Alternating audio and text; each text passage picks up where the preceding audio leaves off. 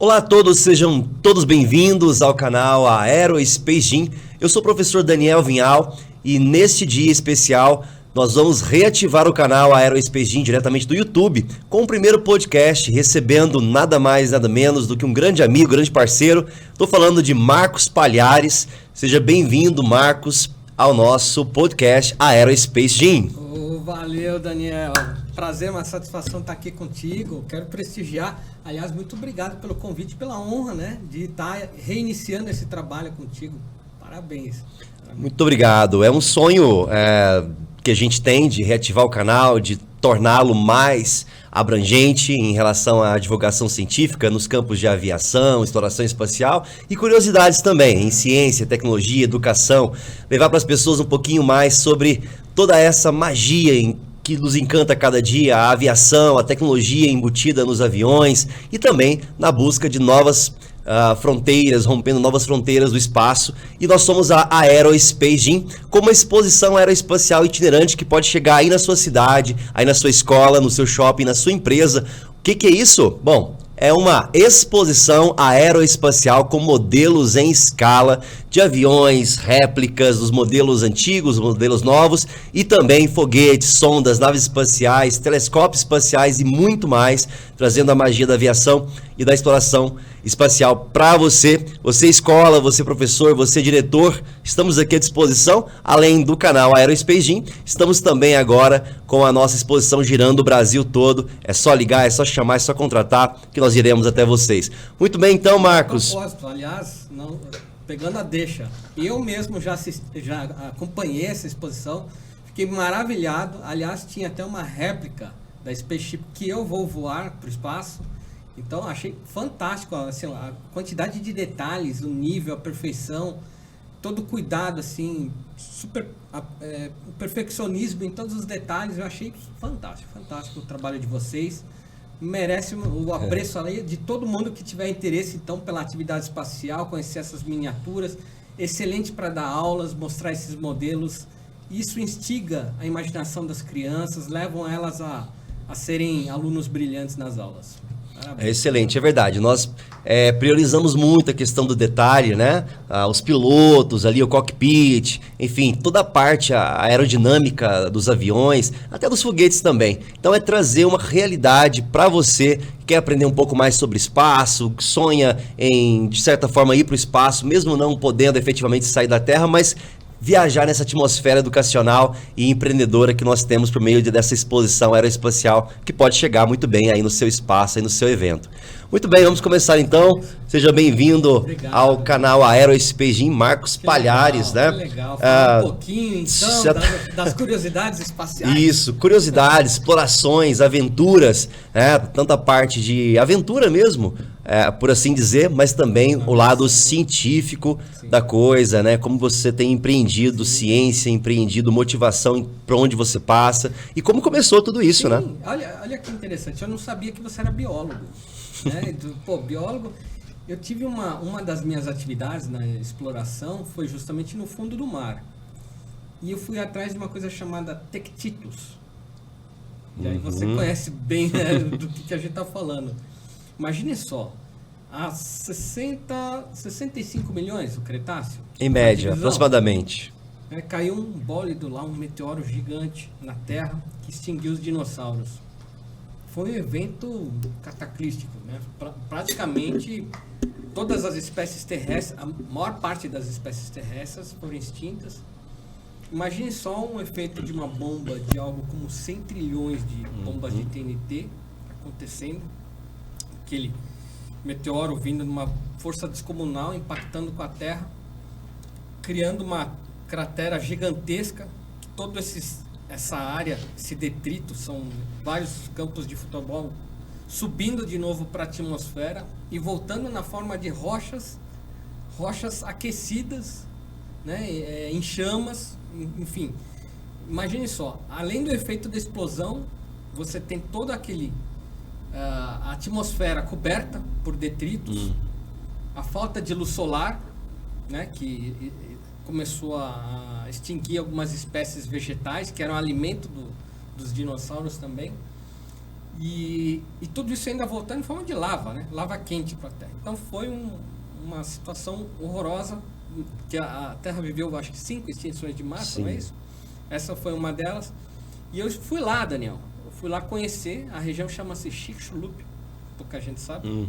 Fica ali no Golfo do México. E eu me embrenhei numa atividade científica para coleta de tectito. E o que é esse tectito, afinal? São rochas que viveram essa documentalmente histórico, né? Esse momento cataclítico da Terra. E essas rochas, com o aquecimento, né, desses trilhões de megatons, né, que aconteceu naquela região, as rochas se derreteram, se transformaram em vidro. E tudo isso está o quê? Hoje num berço arqueológico embaixo do oceano. Então ali junto na região de Yucatán, no México, ali tem um mar maravilhoso. Península, né? Quem quiser conhecer lá, é maravilhoso, Cancún, tal, um berço turístico fantástico. Mas ali embaixo, pouca gente sabe, tem uma cratera de quase 2 km de diâmetro. Eu desci com um submergível ali. Foram 4 incursões para tentar colher esses tectitos, essas amostras. E adivinhe, não consegui colher nenhum. Para a pessoa entender que às vezes as atividades científicas não dão certo. Muita gente acha assim, que legal, nossa, a experiência... Não sei.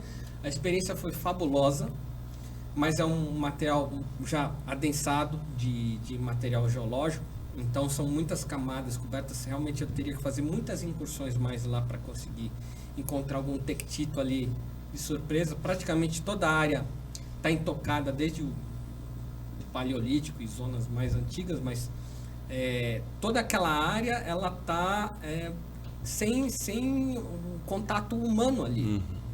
Isso que é legal. Você tem basicamente uma visão do passado dentro de um submergível. Praticamente, olha só, esse foguete aqui tem quantos metros, Daniel? 70 metros 70 de altura. metros. Então imagine só, eu estava a 700 metros de profundidade. Então são 10 foguetes desse aqui. São 10 Falcon 9. 10 Falcon 9 de profundidade. E se parar para pensar, só a 100 metros de profundidade já a luz do sol não chega. Então realmente você já está no breu ali. E já está tendo contato com uma fauna marinha que diverge de qualquer coisa que a maioria das pessoas já viram, né? Então, são o que a gente chama de seres abissais. Exatamente. E é um material muito rico, né? Sim. Porque essas rochas conseguiram apreender o momento, as condições daquele momento trágico, né? Enfim, colapsante para a vida desses grandes répteis que viveram na Terra há milhões de anos atrás. E o que é complicado é que as pessoas às vezes não entendem os esforços para um empreendimento científico de busca, de compreensão de tudo aquilo ali, mas como você disse, no momento não foi possível alcançar essas rochas de alguma forma, né? E aí é o grande ponto, pessoal, aqui do Marcos Palhares, é essa sagacidade que ele tem, né, de atingir as grandes profundezas do oceano, regiões mais profundas da Terra, mas também vislumbrar uma situação espacial, conseguindo galgar outros ambientes atmosféricos. E nessa sua carreira de explorador, de cientista, de astronauta, como é que começou esse seu trabalho? Assim, foi trabalho, foi hobby? Como é que começou, Marcos? Vamos lá. Eu até pulei a pergunta, né? Perfeito.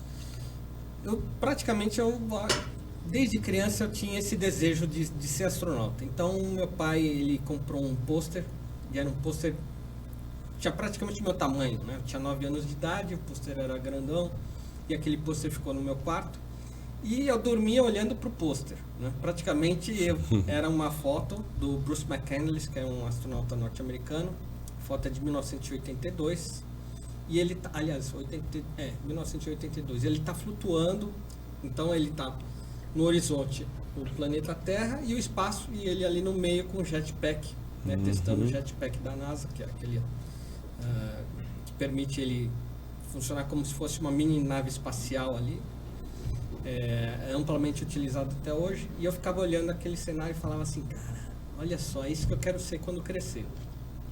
Só que aí, Daniel, a gente com o tempo, né, são vários baldes de água gelada, e a gente vai descobrindo que as coisas não são tão simples assim, não é tão fácil ser astronauta.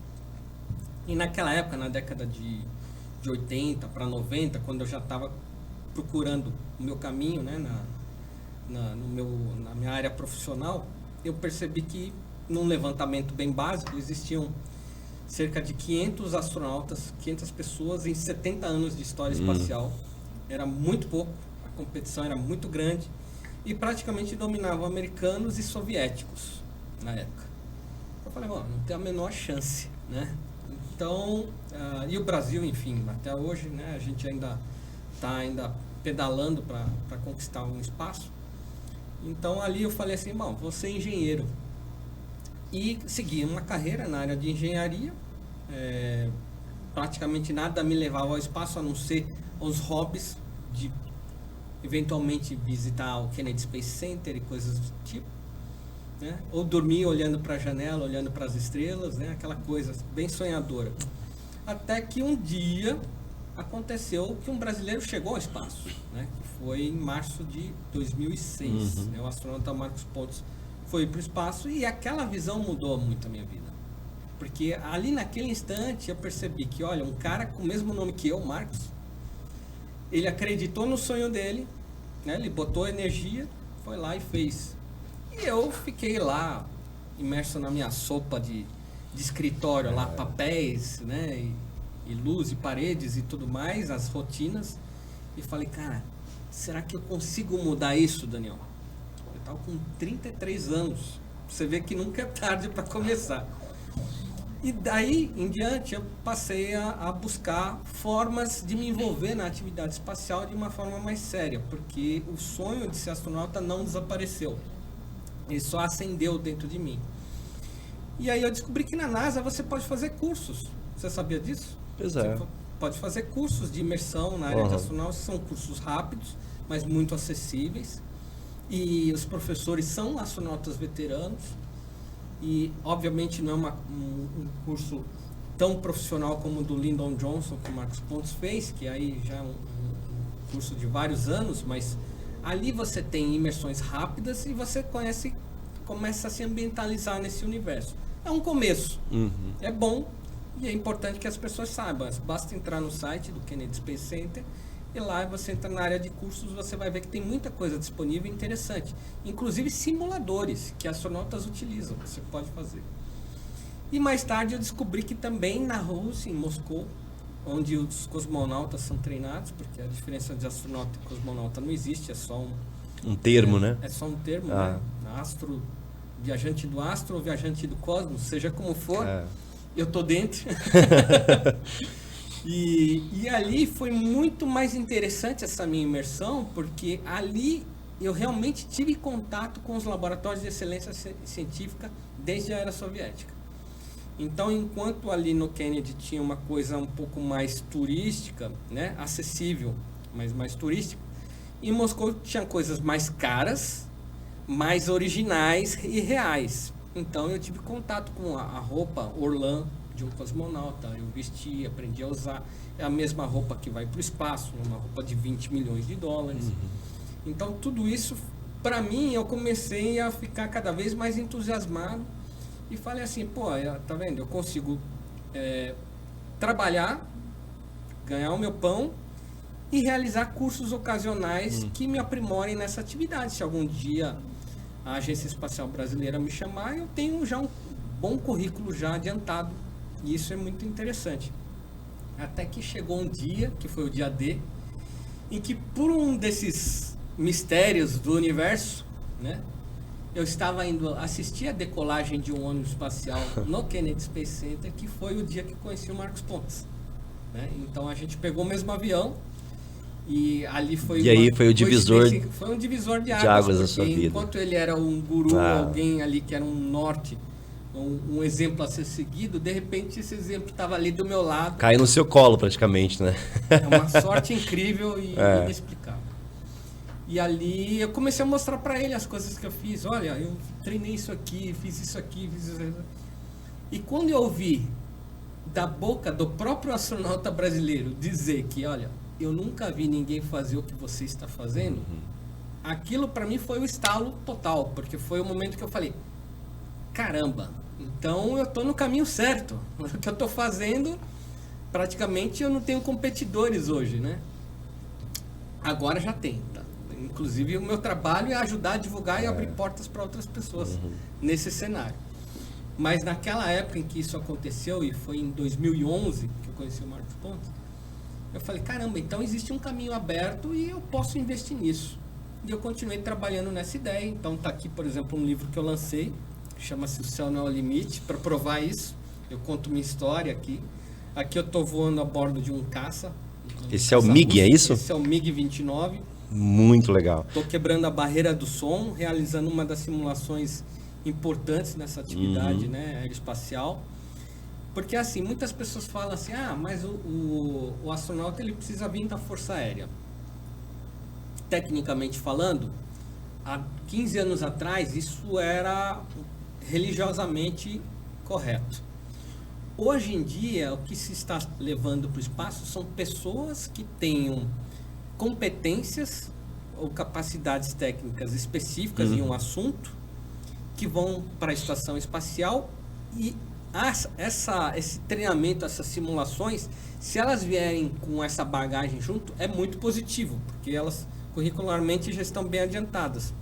Mas se elas não tiverem, a própria companhia espacial dá isso para elas. Sim. E elas são convidadas ou elas têm alguma parte de financiamento nessas viagens? Então, os astronautas que vão hoje, geralmente alguém paga para eles irem. Então, a NASA ainda é um berço ainda estatal dos Estados Unidos, e ela terceiriza para empresas privadas. Você conhece bem dessa praia, né? Essas empresas privadas hoje, elas podem pegar tanto astronautas que são patrocinados por grandes companhias que vão levar experimentos científicos que vão fazer grande efeito, grande diferença para a humanidade, como podem ser um mero requisito técnico escolhido e alguém que se encaixe naquele currículo. Então hoje tem de tudo. Eu digo até que você pode ser um astronauta comissário de bordo hoje, porque a companhia que eu represento hoje, né, como um consultor espacial, que é a Virgin Galactic, ela levou agora recentemente, a questão de 2 semanas atrás, pessoas que são astronautas que a função deles é como se fosse de um comissário de bordo. Eles precisam saber o que é ir para o espaço, para poder treinar os astronautas que vão vir a seguir. Então, quem são os astronautas que vão vir a seguir? No final desse mês, existem 4 candidatos da Força Aérea Italiana, que são candidatos a astronautas, que vão a bordo dessa mesma espaçonave, e quem vai treinar eles? Esses caras que acabaram de voltar no espaço com essa espaçonave. Então, veja só como é que é a simbiose, né? A troca. Então, o universo aeroespacial se expandiu muito. E hoje eu acredito nessa possibilidade real de ser astronauta, de ir para o espaço, de levar um experimento, como eu posso ir como um turista espacial, como qualquer pessoa comum.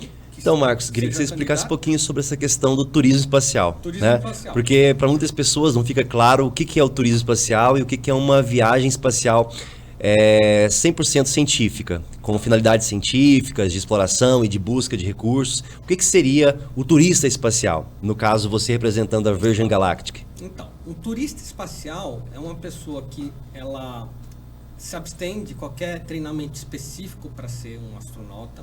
Ela compra um voo para o espaço. Então, o treinamento dela é um treinamento bem simplificado.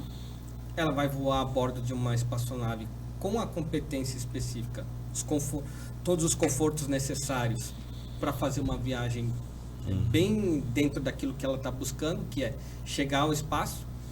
Então, o que a gente vende hoje na Virgin Galactic é o famoso tiro de canhão.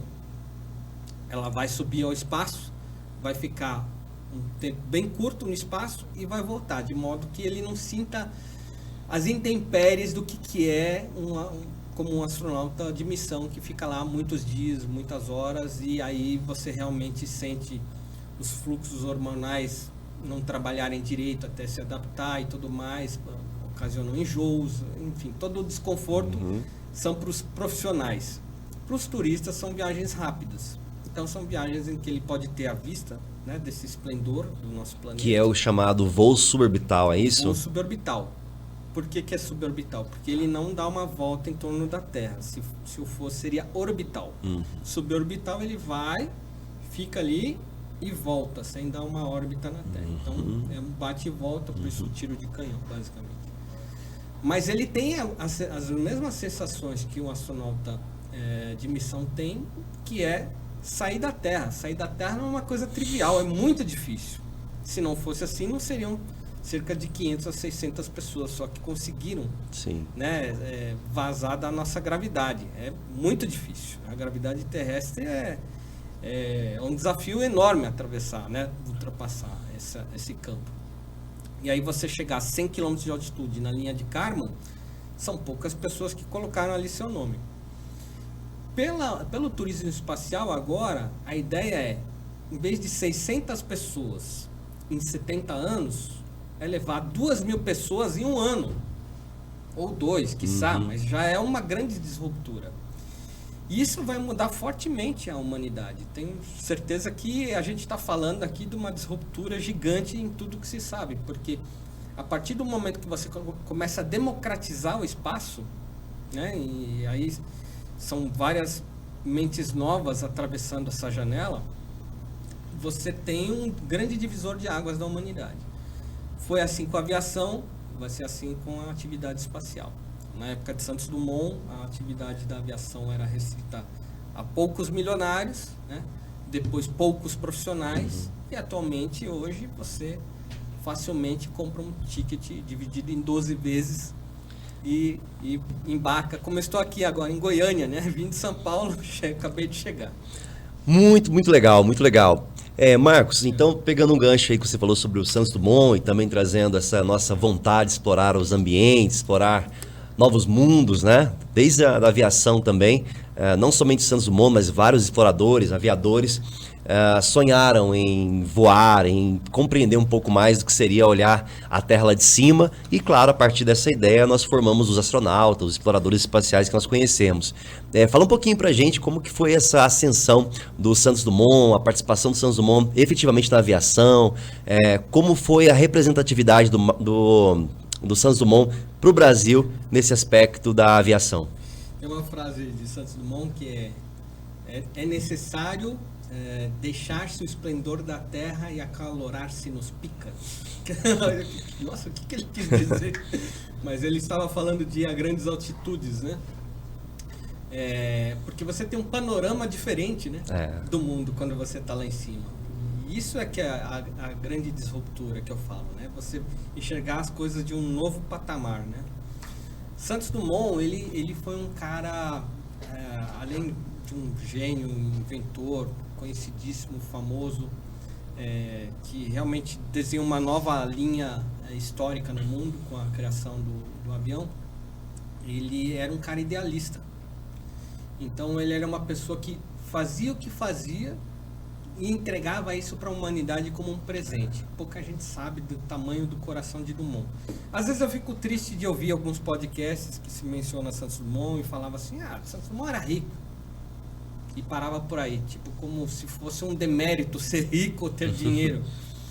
Poxa, o que ele fez, ele conseguiu fazer não só porque ele era rico, mas porque ele se empenhava, ele colocava a vida dele em risco em prol de algo maior. No caso dele, a ciência. Então ele era uma pessoa que arriscou a vida dele diversas vezes. Quando a gente lê um material biográfico dele, ele conta em detalhes como é que foi a criação dos dirigíveis dele. Então, o primeiro dirigível dele, o número 1, veja só, né? Como é a história de um vencedor. O primeiro dirigível dele, ele saiu de cara, acertou uma árvore. Mal partiu, ele já estava ali, tendo um baita prejuízo, que ele poderia desistir e falar assim, caramba, isso é muito difícil, não é para mim. O que ele fez? Ele não desistiu. E parece que essas falhas, esses tombos, ninguém fala, ninguém comenta, né? E uma das frases dele também é preciso cair 7 vezes e levantar-se 8. Então, assim, as pessoas... Hoje, né, a gente estava até comentando nos bastidores, né, como as gerações atuais desistem rapidamente, às vezes, dos seus objetivos, das suas metas, ou elas se cansam muito rapidamente de uma meta. Enfim, tá aí um grande professor, Santos Dumont. Então, ele precisou de 14 dirigíveis para criar o 14 bis. E dirigível, o que que era? Foi a primeira grande sacada dele, que o balão era muito perigoso, porque você decolava, mas você não sabia onde pousaria. Você estava ali ao sabor do vento, e isso às vezes era muito complicado, principalmente nas mudanças climáticas, em que ele se viu em perigo muitas vezes. E ele falou, pô, é necessário um meio de controle para isso. Então ele teve a ideia de adaptar um motor a combustão no balão e um leme como de um barco, né? Ele pensou nisso, uma hélice, e ali ele conseguia pilotar o avião. E aí outra frase dele é, com esse sistema eu podia subir como uma seta macedônica para onde eu quisesse. Então, olha só. Então ele Os já trocadilhos conseguia... dele eram incríveis também, né? As referências, a linguagem. Né, do século, início do século. Ele é muito legal porque ele falou assim, eu tenho pleno domínio de onde eu quero ir.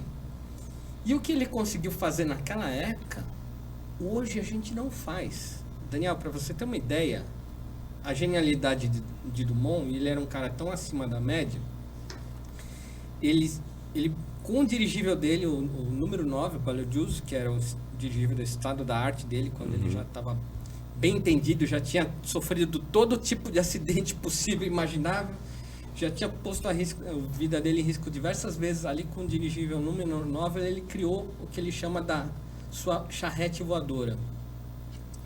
Então, o Baladius, ele podia partir da sua residência, ir pelas ruas estreitas de Paris, voando por cima das charretes. Então, enquanto o pessoal estava ali na charrete, no cavalinho, ele vinha por cima. E aí ele conseguia pousar onde ele queria. Então, ele deixava as rédeas do seu dirigível com o cocheiro do restaurante, entrava, degustava um maravilhoso filé mignon, né, uma champanhe, e ele saía do restaurante, subia na barquinha, né, na carruagem voadora dele, e depois ele se dirigia de volta à casa dele. Isso é uma coisa que a gente não consegue fazer hoje, né, se você parar para pensar, assim, no meio da rua. E ele era aplaudido por onde ele ia, porque ele realmente era um cara inovador. Já naquela época, em 1900, quantas pessoas tinham a cabeça de Dumont? Não tinha ninguém. Ele conseguiu criar locomoção aérea, ou seja, ele conseguiu estabelecer rotas específicas para onde ele queria ir. Então ele fazia o que ele queria com o dirigível. A partir daí, onde o dirigível já ganhou uma certa maturidade, ele partiu para a invenção do avião, que era uma nova busca naquela época. Então imagina só que muitas pessoas começaram a dizer que já estavam voando aviões. Uma delas eram os irmãos Wright, é uma história muito conhecida. Os irmãos Wright comentavam que voavam, mas faziam em segredo. Então eles mandavam matérias aos jornais, e os jornais solicitavam fotos do voo, e eles não davam fotos porque era segredo. Então, um rico empresário francês falou assim, vamos criar um prêmio para a primeira pessoa que fazer um voo de 25 metros. Foi estabelecida uma regra. O que é um voo e o que é um pulo? Né? Porque você pode, enfim, criar um equipamento com uma asa gigantesca, uma área alar enorme, bate um vento de cauda, você pode até voar alguns metros, mas na verdade você não está voando, não é um voo controlado.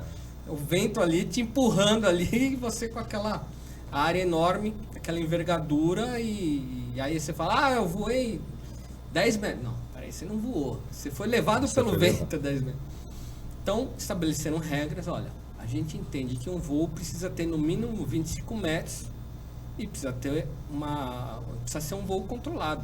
Então, vamos colocar juízes para assistir isso, e aí isso vai servir de prova. Foi estabelecido um prêmio e Dumont foi um dos participantes desse prêmio. Colocaram um francês primeiro na fila para mostrar o seu equipamento, no caso era Blériot, e Blériot não conseguiu sair do lugar, né? Ele ligou a hélice se partiu ali, né? Chegou a vez de Dumont, foi lá e fez. Ele não voou 25 metros, ele voou 60 metros. E aí o Aeroclube de Paris, não satisfeito, falou assim, 60 metros, um voo de verdade precisa ter 100 metros. E aí Dumont foi lá no Aeroclube de Paris e voou 220 metros. Então, veja só, Dumont era um cara acima da média. E o que a gente precisa hoje, Daniel, são alunos acima da média. Você é professor numa escola, né? Você lida com o futuro do nosso país. Você precisa despertar, né? A tua missão é essa, despertar o que há de melhor no interior da capacidade desses alunos. Isso. Então, Já são mais de 20 anos trabalhando com alunos, formando alunos, conhecendo projetos de alunos brasileiros, viajando aqui, viajando ali. E ao levar também a nossa exposição aeroespacial para as escolas, nós acabamos resgatando grandes mentes, que às vezes o que ocorre é que não há uma oportunidade para que essas crianças coloquem seus projetos à frente, sejam conhecidas, né? Que as ideias sejam passadas à frente, sejam verdadeiramente aplicadas em vários setores da sociedade. Mas é realmente complicado mesmo, assim, quando não há oportunidade. Mas a gente entende também que tem muita criança legal, tem muito menino inteligente, projetos incríveis que a gente acompanha de perto, que a gente coordena alguns projetos científicos, enfim. Então é muito legal. E o Santos Dumont traz essa pegada de não desistir, né? Traz essa ideia de não desistir, de perseverança, persistência. Eu acho que tem que ser assim em qualquer área, não é só aviação, exploração espacial, é na vida, isso é pra vida. E aí eu vou até pegar o gancho do próprio Elon Musk aqui, que eu tô vendo falando da SpaceX. Você sabe que o Elon Musk, ele não era uma pessoa abastada, como eu vi várias fake news, dizendo que o pai dele era dono de mina de esmeralda. Isso aí é bobagem. O pai dele era professor. Sim. O Elon Musk é um cara que desenvolveu uma ferramenta que foi comprada depois por uma grande empresa, um grande business, né, de comércio eletrônico, o PayPal, né, a ferramenta. Foi comprada pelo eBay. Ele ganhou lá algo como 100 milhões de dólares. Poderia fazer o quê? Com 100 milhões, aplicar e poderia viver numa ilha do Caribe tranquilamente o resto da vida. E ele pegou esses 100 milhões e ele não fez isso. Olha o exemplo da persistência. Ele falou assim, ó, o meu sonho é criar uma empresa espacial e algum dia levar o homem a Marte. E ele criou a SpaceX, sofreu com praticamente todas essas grandes empresas, esses players que estavam já no mercado há muitos anos, né, que eram gigantes. 100 milhões de dólares era nada para esses caras. E ele enfrentou esses grandes. É um lobby que você não tem ideia, né? Tanto é que você comentou comigo. Como é que é a vida do empresário? Comer... mastigar vidro moído. Essas são as palavras do Elon Musk. Isso. A vida do empresário é mastigar vidro moído. Então ele tinha 100 milhões de dólares, isso competia a ele importando alguns motores russos, utilizando uma base lá no Havaí, com um custo muito baixo, desenvolver um foguete e fazer 3 lançamentos. Ele fez o primeiro lançamento, o que aconteceu? Puf. Explodiu. Fez o segundo lançamento, o que aconteceu? Puf. Terceiro lançamento, ele ia ficar sem dinheiro. E já podia ter parado ali. Eu, se fosse a mulher dele, já ia ficar doida. Você vai acabar com tudo. Não. Ele foi lá e falou, vou fazer, eu sei que eu estou chegando próximo, porque o que eu quero fazer é um voo de retorno que vai mudar completamente os custos de um voo espacial. A partir do momento que eu realizar um voo com um foguete, em que eu vou reaproveitar esse foguete pelo menos para mais umas 10 viagens, é como diminuir o custo em 10 vezes. Revolucionou o mercado, né? De reduzir os custos, reutilizou os boosters. Então esse pessoal aqui, ó, é o Falcon 9.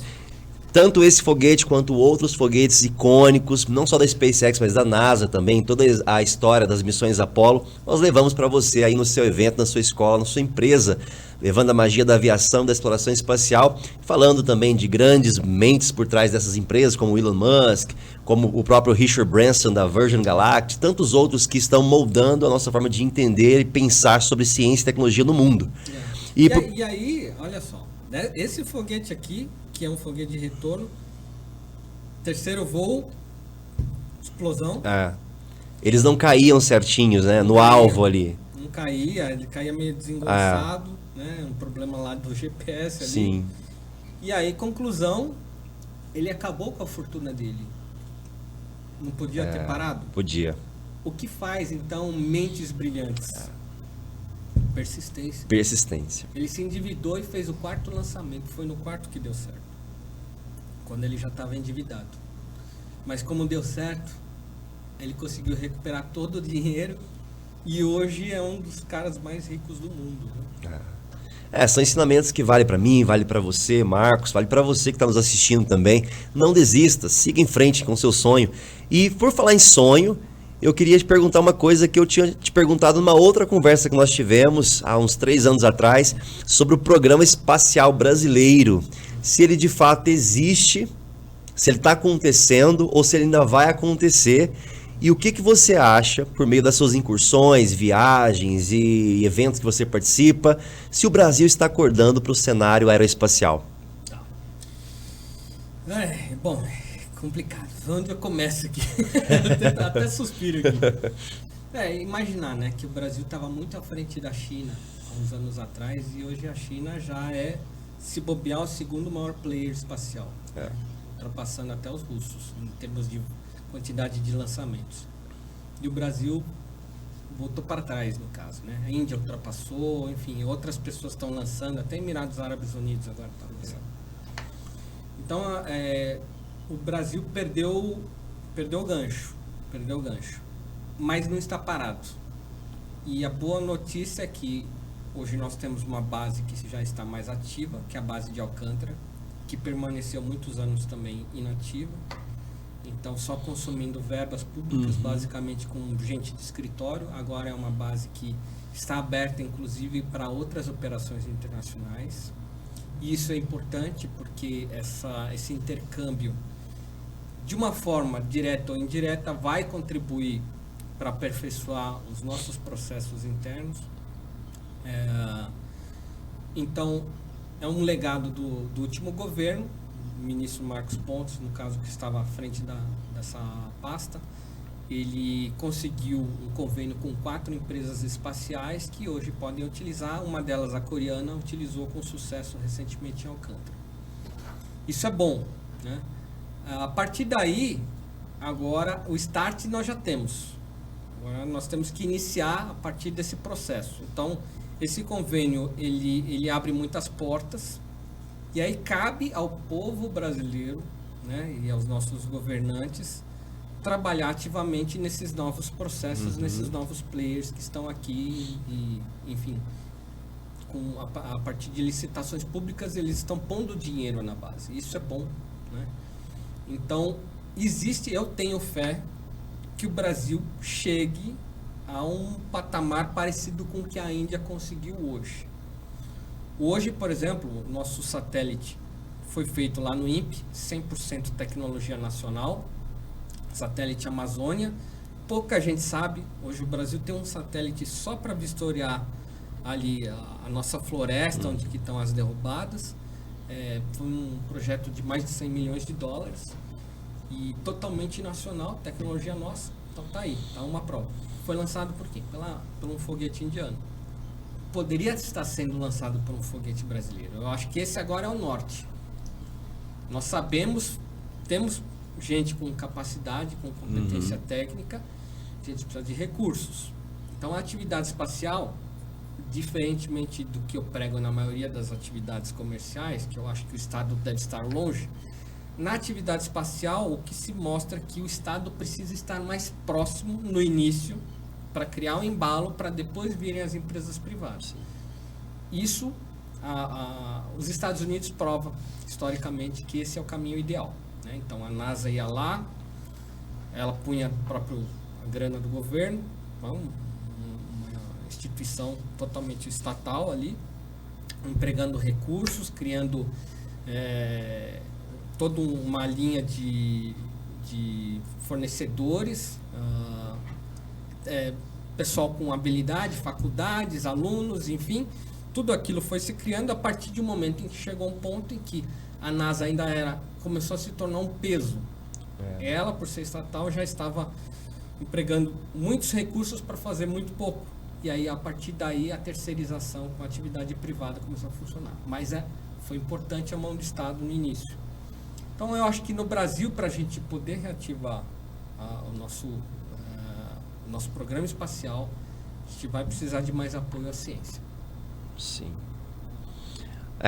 Concordo, né? Como professor, como cientista e como CEO da Aerospace Gym, indo nas escolas, visitando os ambientes, as instituições escolares, precisamos realmente incentivar, divulgar, e é isso que o canal Aerospace Gym faz, a Aerospace Gym enquanto empresa de divulgação científica faz, ao levar o acervo.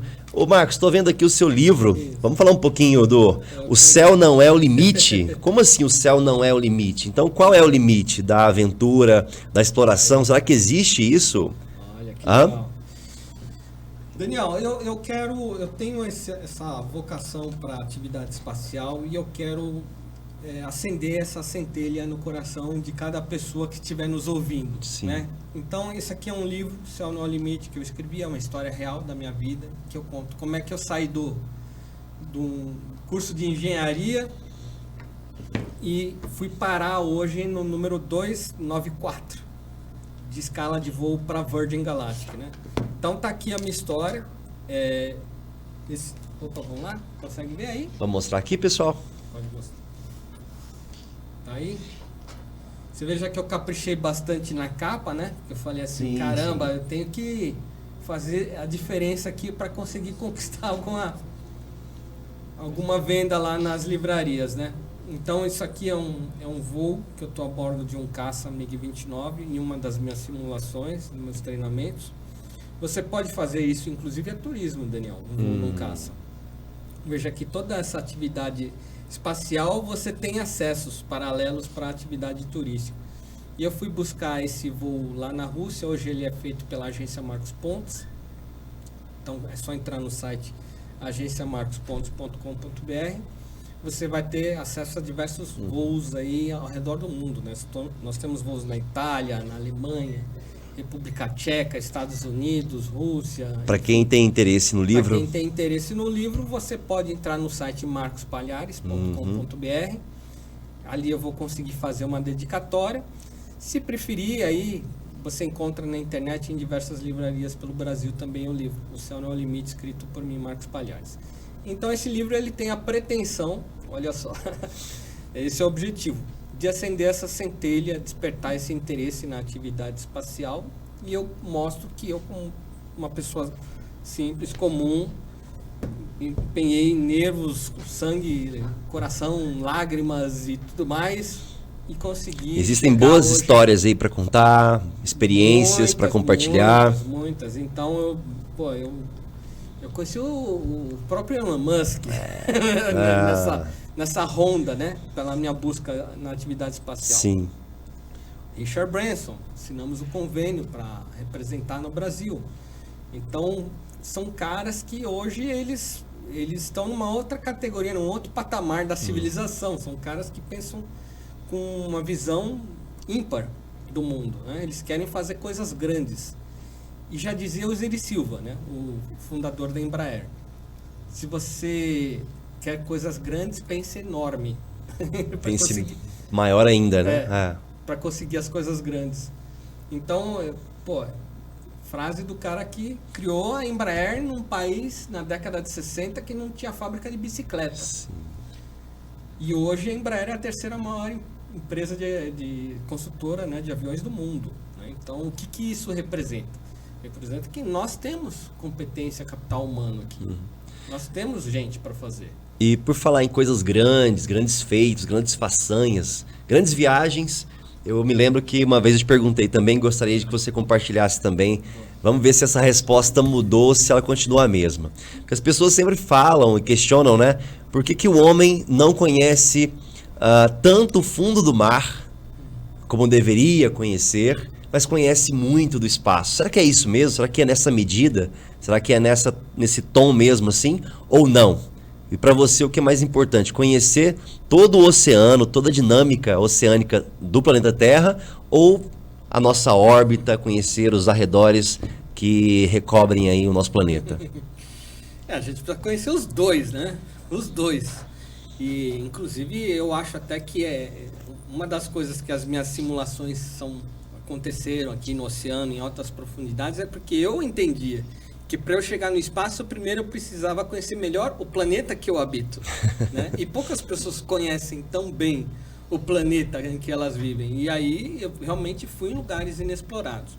Então ali onde estavam lá os seres abissais, ali a 700 metros ou 2.000 pés de profundidade, é uma coisa que eu falei, a gente precisa dessa experiência, dessa tecnologia, conhecer melhor como é que tudo isso funciona.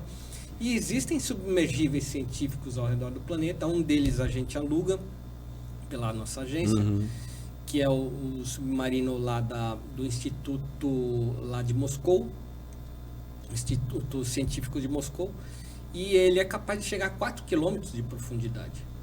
Né? Ali é onde está o Titanic. Se você quiser ver o Titanic, o James Cameron comprou esse passeio. A gente leva para fazer isso. E o universo é uma obrigação para nós sabermos de onde nós viemos.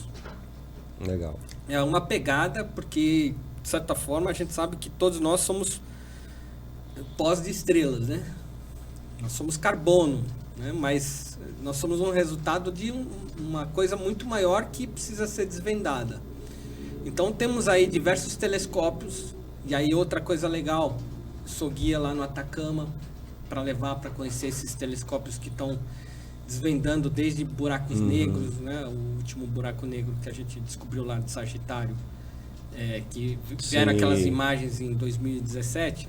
Pô, eu estava em 2015 e eles estavam vendo isso lá. Legal. Vocês fazem as expedições, não é? Isso, para levar turistas dentro desses ambientes de excelência científica, que são o quê? Grandes observatórios. O mais recente agora que está sendo construído, eu levava no Very Large Telescope, né? Muito grande, telescópio muito grande. Agora está sendo construído o ELT. Você sabe o que é a sigla? É o Extremely Large. Extremamente grande telescópio. Extremamente. E esse vai ser do tamanho de um campo de futebol. A última vez que eu estive lá, a questão foi 2020, né? Um pouquinho antes da pandemia. Eles tinham acabado de limar a montanha, assim, daquela planada, para começar a construção. Tamanho de um estádio de futebol, o telescópio. Para que serve tudo isso daí? Né? Justamente, a gente precisa encontrar respostas. O ser humano é curioso por natureza. Eu acho que tanto para um quanto para outro, tanto para o fundo do mar quanto para o espaço, vale a questão da exploração, da experiência. Todos são exploráveis hoje, né? Com uma capacidade de ciência e tecnologia avançada, todos os caminhos são exploráveis. Basta persistência, vontade. Você mesmo pode ser um explorador, por que não? Sim. Você explora a Terra de polo a polo e pode explorar também o espaço, né? De ponta a ponta, se é que existe uma barreira, uma fronteira no espaço. Hoje eu sou conselheiro na World Adventure Society.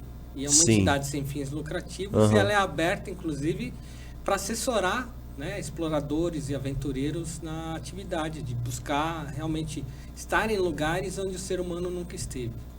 E é fantástica a troca que a gente tem nesse grupo, né? Então qualquer um pode entrar na World Adventure Society, é só se informar. E a gente tem contato com pessoas assim, desde um super mergulhador que chega a 100 metros de profundidade sem cilindro, ou até um cara aqui, um Niklevix aí, que sobe montanhas a 7.000, 8.000 metros de altura.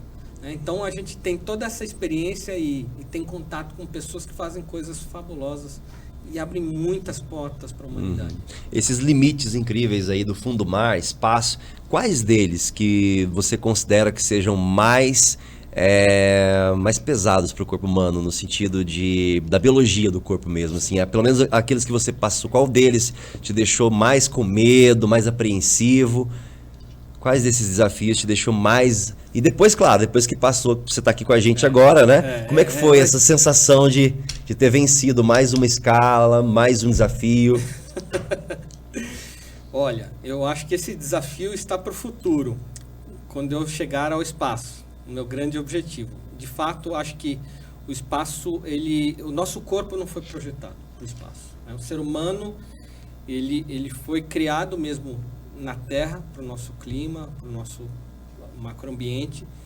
E ele não tem adaptabilidade nenhuma para o espaço. No espaço não tem oxigênio, a temperatura chega a menos 200 graus Celsius. Uma vez que você chega no espaço, o que é normal é as veias todas estourarem, enfim. Seria extremamente doloroso você fazer um passeiozinho fora da espaçonave. Por isso, você tem que utilizar roupas como o Orlan, que essas roupas em que eu tive algumas simulações lá em Star City, gosto sempre de falar, no Center Padagavara em Gagarina, em Osso. E lá você entra nesses robozão, é um robozão praticamente, né? Inclusive foi muito engraçado que... É um traje, né? Em forma de traje, robô. Ele tem uma portinhola atrás, onde está lá o sistema de sobrevivência, né? Os oxigênio, cilindros, estão tudo assim numa mochila. Você abre essa mochila, você pula dentro dela e com uma cordinha, olha como os russos são, né? Bem simplórios, né? Quando eles criam essas formas de se resolver problemas, né? Uma simples cordinha, você puxa ela clique, e tá lá. Você tá lacrado dentro de uma roupa espacial. O americano, ele já precisa de uma roupa, é uma roupa muito mais elaborada, então precisa de uma pessoa para ajudar a vestir. A luva se põe separado, os braços se põem separado, o corpo.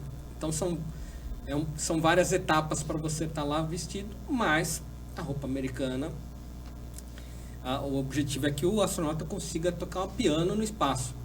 A roupa russa, ela já é mais durona, né? É um robozão. Sim. Então as duas roupas meio que se complementam. São, como eu digo, escolas diferentes, mas que sempre se complementam. Numa emergência, é fato que a roupa russa, o Orlan, é muito mais eficiente. Né? Num caso de um incêndio a bordo de uma espaçonave ou coisa do tipo. A roupa americana, ela é muito mais eficiente, por exemplo, para apertar um parafuso, né? Que pode ser igualmente importante. Então, no espaço, uma das atividades que eu tive lá em Star City, você vai rir da minha cara agora. A primeira aula que eu tive com a roupa do Orlan, que é esse traje russo, né, que é o traje de extraveicular activity, né, que você utiliza fora da espaçonave, tá lá com oxigênio e tudo, sistema de VHF, UHF, você tem um sistema de retroidratação, então você urina e aquilo já se transforma em água para você, se precisar ali, tem todo um sistema na roupa, fantástico. E a primeira aula, o professor disse, aquela, está vendo ali? Aquela lá é a tua escotilha, você vai sair da espaçonave. Saia utilizando a roupa. Você está com uma roupa ali de 200 quilos de peso. Obviamente que eles têm um sistema de molas ali que eles tiram a gravidade da roupa, você não sente ela com 200 quilos, você sente ela como se você estivesse em microgravidade. Mas aí é que está a sacada. Passar por um buraco circular em microgravidade é difícil. Então a atividade era, passa por ali. Se você não passar, você vai danificar a roupa. Você pode danificar a roupa. Vamos supor que você vá com força aí, direto com o capacete na lateral lá da escotilha. O que acontece? Ele vai se quebrar. Você morre, né? Porque você morre. Quebra, né? Então tua vida está naquele buraco. E ele está pressurizado, sim? Sim. Sim, sistema de oxigênio, né? Todo balanceado, nitrogênio e oxigênio. Você tem que passar por ali. Então parece uma coisa fácil. Só que você tem que lembrar, você está em microgravidade. Então todo cuidado é pouco. Então você tem que ir agarrando nas laterais de diversos compartimentos, sem pressa. O mundo não vai acabar amanhã. E você tem que passar ali direitinho, sem encostar nas laterais daquela pequena abertura. Porque a tua vida está ali. Você comete um erro, por menor que seja, você põe a tua vida e, quiçá, de toda a tripulação também em jogo. Vamos supor que você seja o piloto ali. Se você morre, o que acontece com o resto da tripulação? Entendeu? Então, existem diversas questões de responsabilidade. E uma aula que parece uma coisa muito trivial, na verdade, é uma das aulas mais importantes.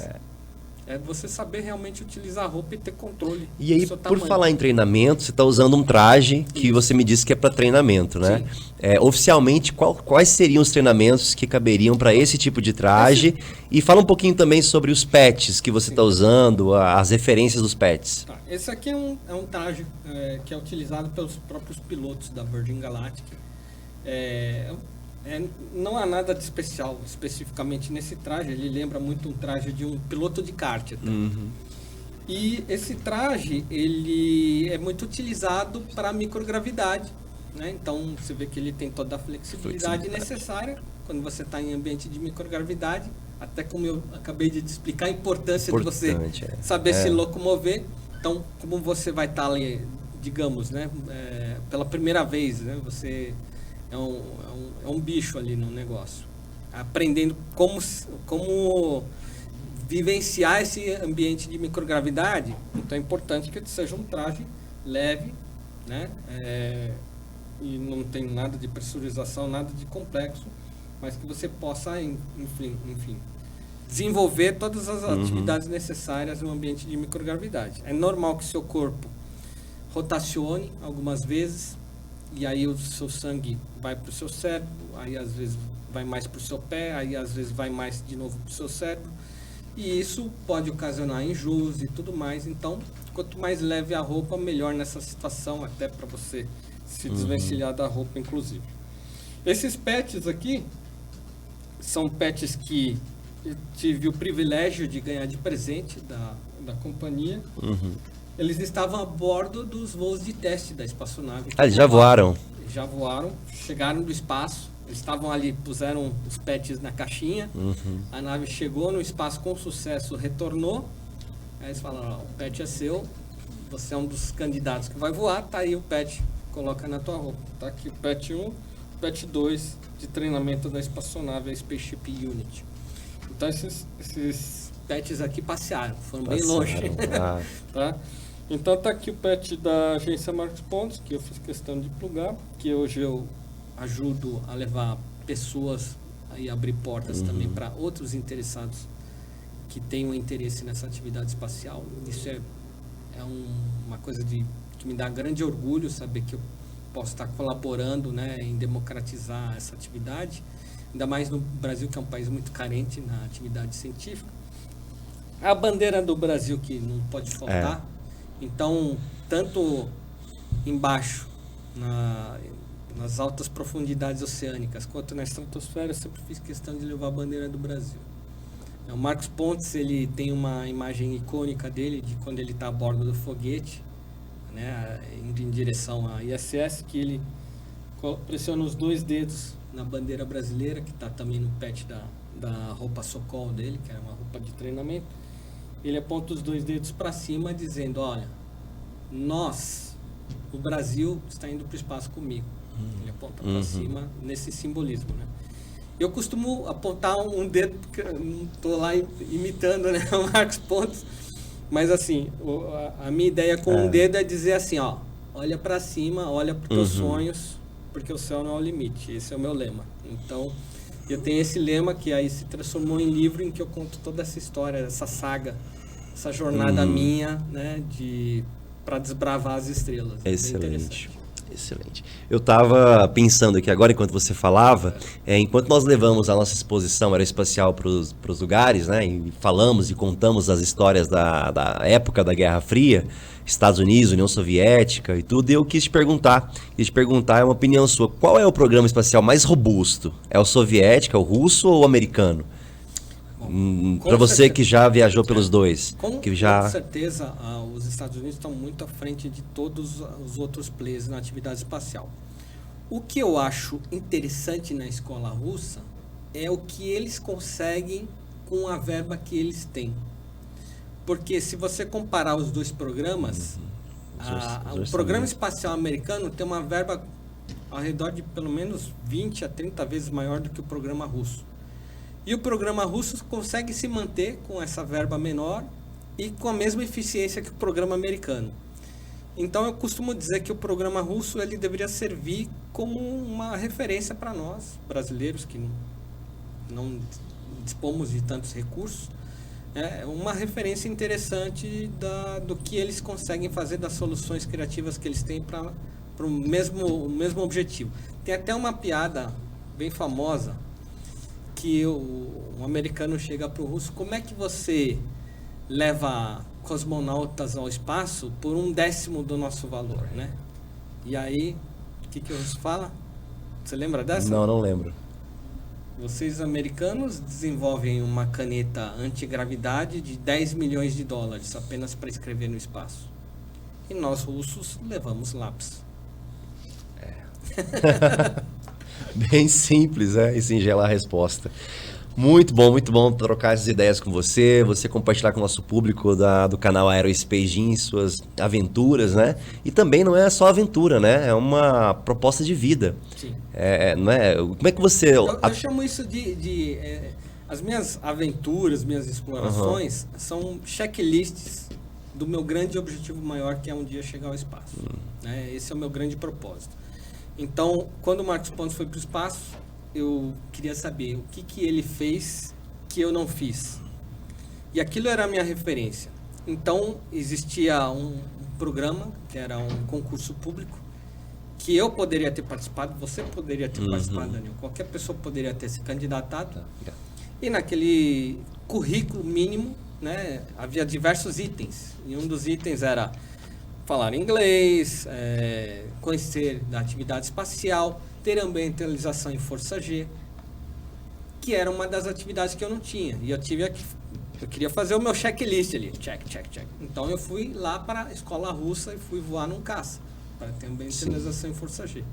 Então hoje, digamos assim, eu tenho pré-requisitos importantes para poder ir para o espaço. Isso já me habilita, de certa forma, conscientemente, como persona. Eu me senti muito mais à vontade, mais seguro de poder realizar um voo espacial. E eu tive esse contato imenso assim, nesse universo com pessoas que foram ao espaço. Isso que é o mais bacana. Né? Eu apertei a mão de Elon Musk, apertei a mão de Richard Branson, apertei a mão de astronautas que pisaram na Lua, convivi com astronautas da NASA, vários deles, tem pelo menos uns 40 que eu conheci. Então é uma vivência experiencial nesse universo muito boa. E por falar em projeto de vida, o que você deixa de sugestão, o que você fala para as crianças que estão nos assistindo, para os jovens que querem empreender no setor aeroespacial, na aviação, exploração espacial? O que você deixa de legado assim, dessa nossa fala de hoje para essas crianças, para esses jovens que querem também buscar, assim como você, novos patamares de vida e de profissão? Você tem dentro de você um selo de campeão. Tá lá. Pode estar escondido, mas está lá. Você tem com certeza uma vocação, uma predisposição, uma capacidade para fazer algo inimaginável, que talvez você mesmo não saiba, mas está lá escondido. Descubra esse selo dentro de você. Ligue as centelhas, ative esses motores, decole, e aí siga o meu lema: céu não é o limite. O céu não é o limite. É isso aí. Esse é o livro do Marcos Palhares. Marcos, fala rapidinho aí pro pessoal como é que eles podem conseguir esse livro incrível aqui, com experiências únicas vividas por você e relatadas com muito apreço em cada página desse livro.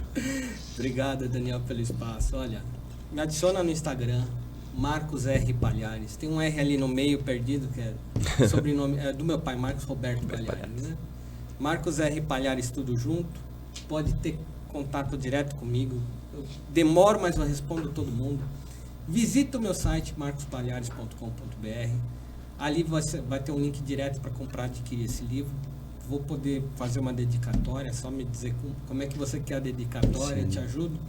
E vai ser um grande prazer para mim poder compartilhar a minha jornada com vocês.